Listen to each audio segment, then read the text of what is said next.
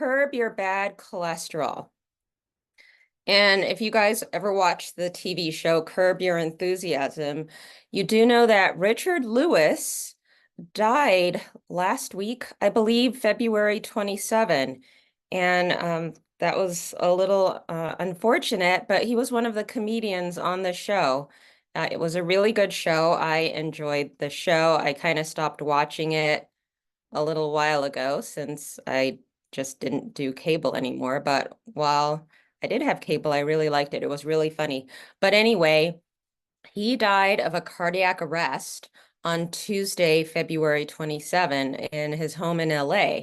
And actually, sometimes people get a heart attack and a cardiac arrest confused, but they're two different things. So, cardiac arrest is just the heart stops suddenly, and usually it's because of some kind of electrical problem going on with the heart. So, we've got electrical impulses going through our heart that keep it pumping. But a heart attack is a circulation problem with the heart. So they're just two different kind of heart diseases. And so that was his confirmed cause of death on the death certificate. The secondary cause of death was Parkinson's disease, which he announced last year. So that brings us to today's topic because diabetes is a risk factor for heart disease. According to the CDC, people with diabetes are twice as likely to have heart disease or stroke than people without diabetes, just by the nature of the disease. One thing that can cause problems with heart disease is going to be cholesterol. There's good cholesterol and there's bad cholesterol. So what happens with diabetes is it tends to lower the good cholesterol, which we want more of, and it tends to raise the levels of triglycerides, which is a kind of cholesterol that has to do with blood fat, and it raises the levels of LDL cholesterol, which is another bad cholesterol, and those things increase the risk for heart disease also in people with diabetes. What do fats do in the body? We talked about this a little bit when we did the discussion on hair, but fats are important because they hold our cells together. Our cells are kind of in a basketball shape. People don't realize that, and we've got tons, hundreds and hundreds of cells in our body, but they're held together actually by fat. So we do need fat as part of the basis of what makes us human and what makes us living and breathing. So we need fat. And it also helps out with our hair. It keeps our hair hydrated, keeps our skin hydrated too. And something that we don't really think about or talk about as much is it's actually used for a bone. So if you remember from maybe anatomy or high school biology or just seeing pictures of the bone, if it's cut open, you kind of see what looks like a wire mesh net. Well, fat kind of makes up that wire mesh, and the nutrients and minerals kind of stick to the fatty mesh. And that's like things like calcium and phosphorus and zinc that the bone uses and our body uses for other things. Something else that fat does is it helps to stabilize blood sugars. So think about an analogy of something like a boat. And fat is going to be the anchor that keeps the boat from drifting too far or drifting onto the shore. So that's kind of what fat does. It kind of helps to stabilize the blood sugars. So that's why we kind of got into trouble with the low fat diet, because we do need fat. And sometimes if you're not getting enough fat, that can affect the blood sugars. So think about eating egg whites, which typically are lower in fat, say for breakfast. And then somebody has like maybe chips or something for lunch and a sandwich or something, which doesn't have too much protein in it in this example. And then for dinner, say they have like mashed potatoes and maybe some protein. But by that time, they haven't really had a lot of fat throughout the day. And sometimes that can lead to a blood sugar spike, actually, with all of the carbs that have been had. Whereas if the person had been eating sufficient fat throughout the day, that kind of would keep the blood sugars level.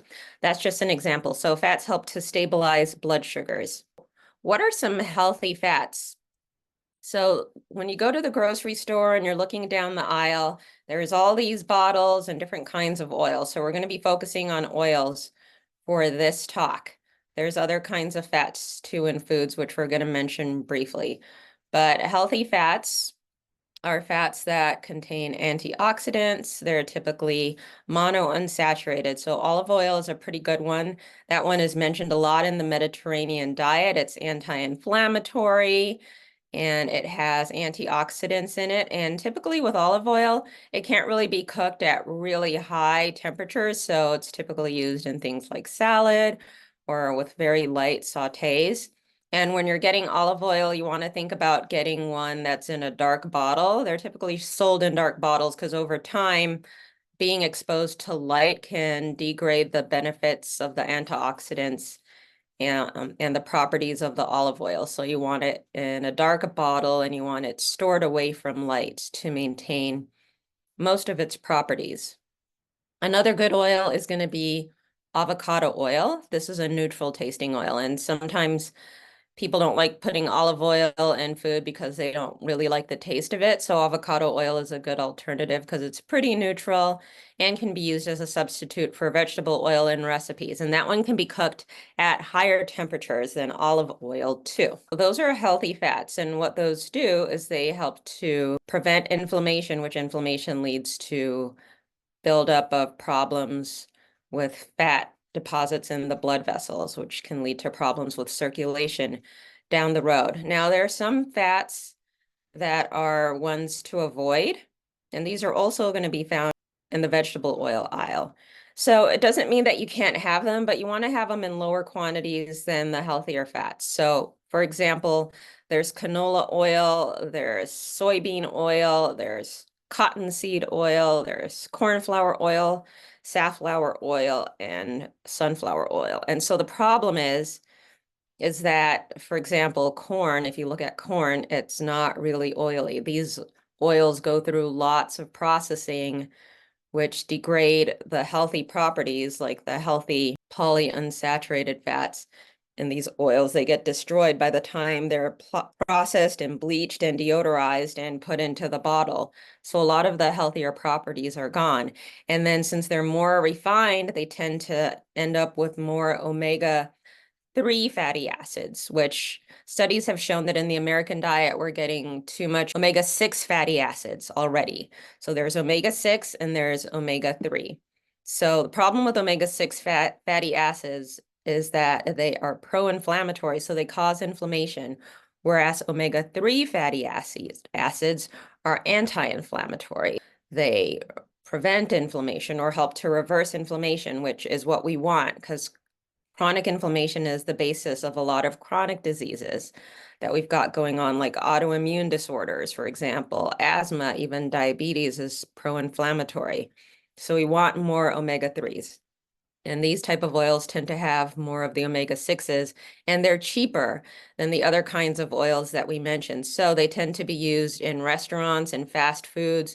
So eating a lot of that stuff leads to buildup of the omega-6s, which leads to more inflammation. And that's something that we're trying to reduce.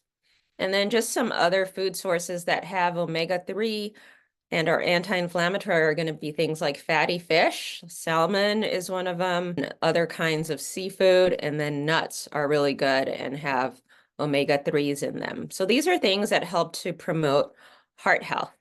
And also just remember that there are other things that can help to lower bad cholesterol, and that's going to be lots of fiber in the diet, so lots of fruits and vegetables.